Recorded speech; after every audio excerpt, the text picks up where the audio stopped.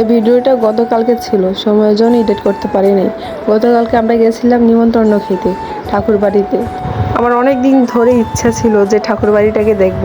অনেক দিন যাবত অপেক্ষায় ছিলাম যে ঠাকুর বাড়িতে কবে যাব, ঠাকুর বাড়িটা দেখব। আর মেন উদ্দেশ্য হচ্ছে যে ওইখানে একটা কালী মন্দির ছিল, ওই কালী মন্দিরটাকে দর্শন করা। কালকে নিমন্ত্রণ ওরা ছিল শ্রাদ্ধে। আমরা শুরুতে যাইয়া দেখি ওরা ওদের বাবার জন্য কাজ করতেছে, বাড়ির একদম মুখামুখি। ওদের বাড়িতে ঢুকতে এক পাশে। একটু সামনে হেঁটে দেখি আমি যার উদ্দেশ্যে গেলাম তার দর্শন পেয়ে গেলাম। আমার অনেক দিনের ইচ্ছে ছিল মাকে দর্শন করা, যাক মনের বাঞ্ছা পূর্ণ হলো। একটু ভিতরে যেয়ে দেখি গীতা পাঠ শুরু হয়ে গেছে। অনেকক্ষণ বসে গীতা পাঠ শুনলাম, গান কীর্তন শুনলাম। প্রচুর গরমের কারণে ওরা আর বেশিক্ষণ গান কীর্তন করে না, অল্পতেই শেষ করে দিল।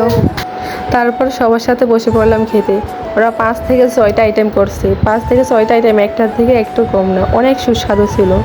আমার মেয়েকে জিজ্ঞাসা করলাম যে কেমন হয়েছে, মাতামাতা কেমন লাগছে।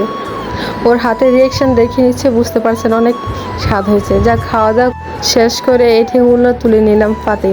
আমার শাশুড়ি যাইতে বলছে যে ঠাকুরের আর নাকি আইডা তুললে পাপ হয়, বা ঠাকুর বাড়িতে আইডা রাখা ভালো না, তাই জন্য তুলে নিলাম। আসার টাইমে দেখি আমার কাকির শাশুড়ির জুতা চেঞ্জ হয়ে গেছে। এগুলো আগে দেখতাম যে মৎসব হলে যে জুতা চেঞ্জ হয়ে যায়, একজন জুতা একজন নিয়ে যায় অতিরিক্ত মানুষ থাকার কারণে। আর এখানে সামান্য কিছু মানুষ ছিল, তার মধ্যে জুতা চেঞ্জ হয়ে গেছে। তারপর বাড়ি থেকে বেরিয়ে পড়লাম।